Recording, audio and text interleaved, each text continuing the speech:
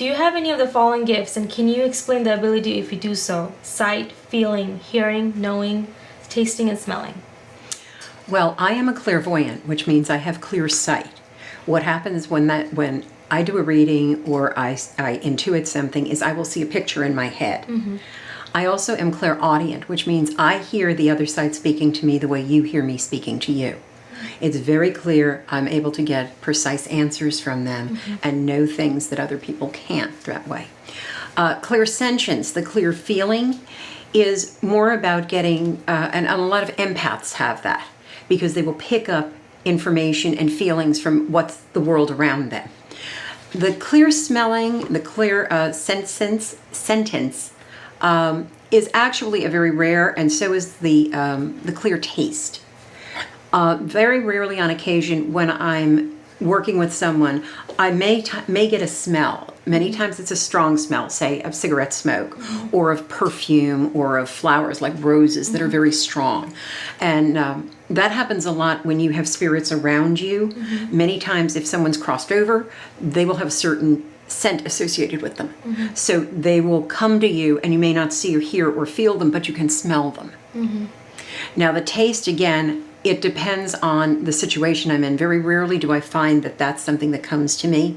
I am mostly clairaudient and clairvoyant, so I can do mediumship work because I can ask the other side and I can hear them. At what age were you the go-to girl for advice, and what do you currently do now? Wow, that's fun. I guess I was around 12, 13 years old when my friends started coming to me, because I always kind of knew what was going to happen before. I'd known that since childhood, but it really came out when I started going into my teens, and people would come to me and, you know, who's going to ask me to prom? Who's going to do this? Who's going to do that? So I became the go-to person and the one who had all the answers, supposedly, during my high school years. Now, I do a lot of different things right now. Because I'm clairaudient, I can hear spirits, so I do a lot of medium work. And that's very critical for people who have had loved ones cross over, and there's some things that have been, say, left unsaid, left unfinished, or they really want to find out, is my loved one okay? So I do a lot of medium work. I always joke that if I'll talk to spirit, a spirit will talk to me. So I do mediumship, I do readings, I also do teaching. I teach classes, usually in the local Houston area, sometimes out of town and sometimes over the internet. I'm just getting into doing that. And I speak at a lot of different things. So I have people that want to hear about what it's like to be a psychic and how can they develop their abilities, and I talk. How many people have accused you of being a witch? Have you attended any black mass, animal sacrifices, or any satanic ceremonies in your life? Okay, let me straighten this out first. No, I am not a witch. No, I do not attend black mass. No, I do not attend any animal sacrifice. I love animals too much. One of the things that I really find upsetting is that those of us with natural ability many times are painted with a very black brush.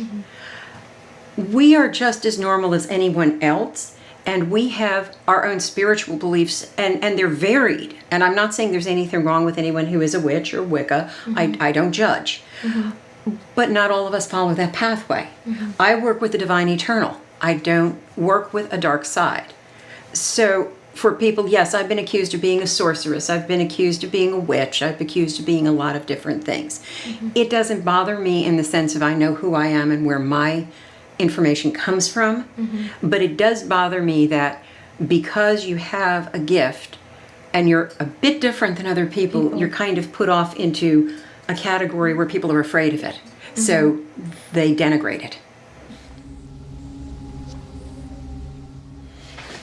Can you see, feel, or observe Jack the Ripper from 1888 in Whitechapel on the East End?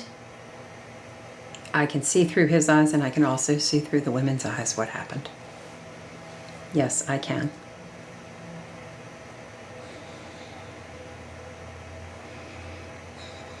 When I get into the Ripper's energy, this is a man whose, for lack of a better word, to say brains were scrambled. He was very good at hiding the mental illness that he had, and at the time he would know where he would go if he let it show, but it was an alternative for him to be able to get out and to do those horrible things. But it was almost like a Jekyll and Hyde, because during the day he was very, very proper, he was well respected, and then to turn into this bloodthirsty killer at night, it was all that he really lived for. So I can feel what he was going through, and I can feel that.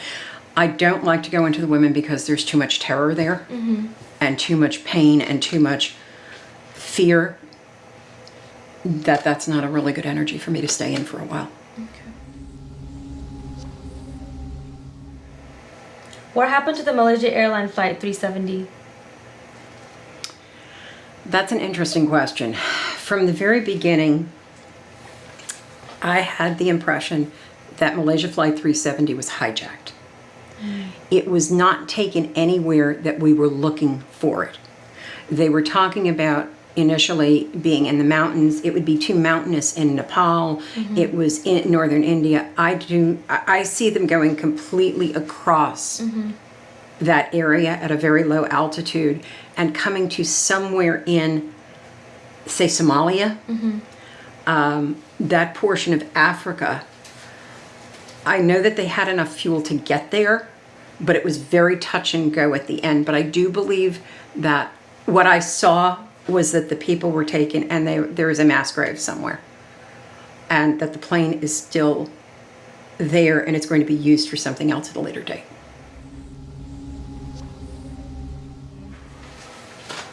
Jimmy Hoffa's whereabouts are still unknown.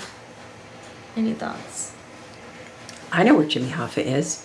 It's in the Louisiana swamp. When I think of Jimmy Hoffa, what I get is a picture of I-10 over the Atchafalaya River Basin in Louisiana, and that signifies swamp to me. Now, it may not be in that particular area, but it signifies swamp, and it's in Louisiana. I feel like he was taken down to Louisiana alive, and then he was dispatched down there, and they kind of fed him to the alligators, let's put it that way. So I don't think you're ever going to find a body on Jimmy Hoffa.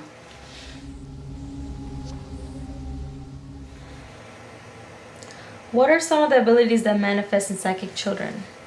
Oh, that's fun. Psychic children are wonderful. Back in the 1980s, we had the Indigo children coming in. And what they were a group of children that had enhanced abilities on this plane. They were more psychic, they were more clairvoyant, they were more clairaudient. And then in the late 1990s, mid to late 1990s and in early 2000s, the crystal children came in. And they had really heightened senses.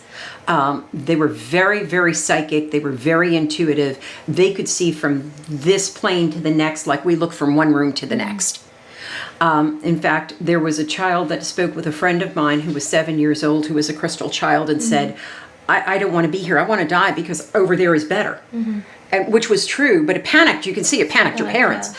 And we had to sit her down and explain to her, no, you're here for a reason, and you've decided that you're going to come in here and you need to live this life completely because there's something your soul needs to do. But initially, when she informed her parents at 6 years old she wanted to die and kept it up till 7, they finally started talking to somebody who understood what a psychic child was. Now, many times you get children who remember past lives. They will be able to come to you and say, this was my favorite car in a past life, or this is where I lived in a past life. Their parents don't believe them because they're not psychic, number one, and they think, well, this is an imagination, this is a child. But children don't have the veil pulled down like you do when you get to be an adult. After a number of years, people telling you, no, that you're not, what you're seeing is not real, what you're hearing is not real. Adults tend to socialize out of it, even if they still do hear and see. But with children, they're just wide open and they're very, very honest. So they will tell you, I see something. How many people said their children have imaginary friends? Well, it may not be an imaginary friend.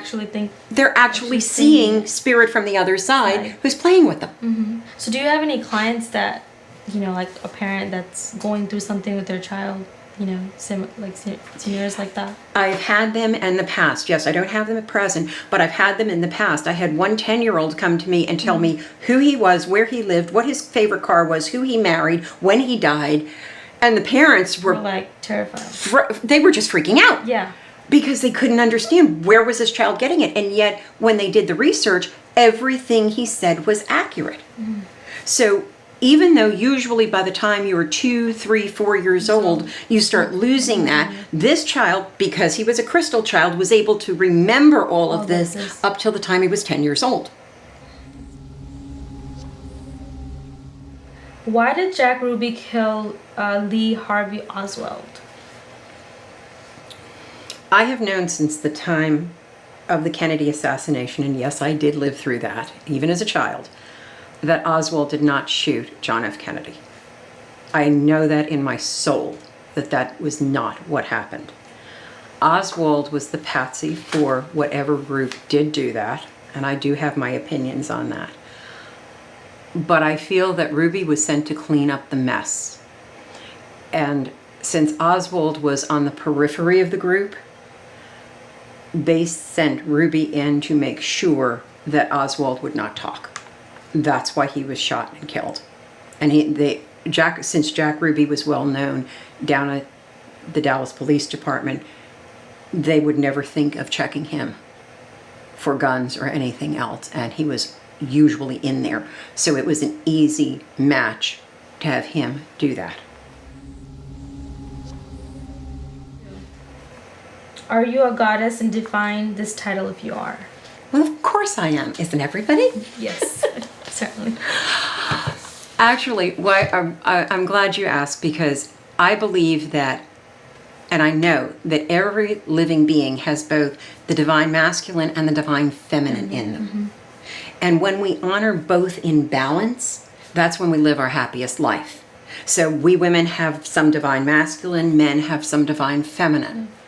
And that's why when we get into worshiping gods or goddesses, we're only looking at half of what the whole is, because the whole encompasses both. It's everything. That's why I refuse to use the word God, because it conjures that old man on a throne with a big white beard and flowing robes, sitting in judgment of everybody. To me, the divine eternal is much more descriptive, because it is divine and it is eternal, and it will be here. It has existed before, it exists now, it will exist. And I'm getting chills, so I know that that's true. So I think that yes, we all have goddess in us, we all have God in us, and it's to be able to integrate and balance both so that we can live a really happy and productive life in balance.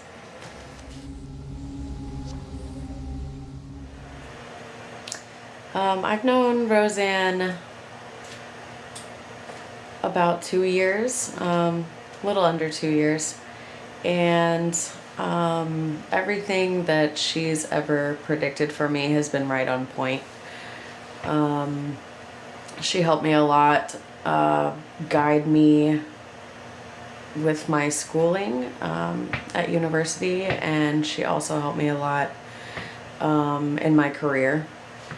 And so everything she's ever told me or suggested, really, it's always suggestions, but everything she's always suggested has always been in my best interest, has always come true. Specific dates, she always gets right around the date of whatever she's predicting for me, and it always ends up coming true. So I am grateful to have her as a friend, and able to come to her whenever I feel like I need extra guidance. Roz is a wonderful, intuitive life and business coach, and I would recommend her services to anyone I meet, because she and I met actually at a local Houston psychic fair, and I was there trying my hand at bringing my craft to the public as a numerologist.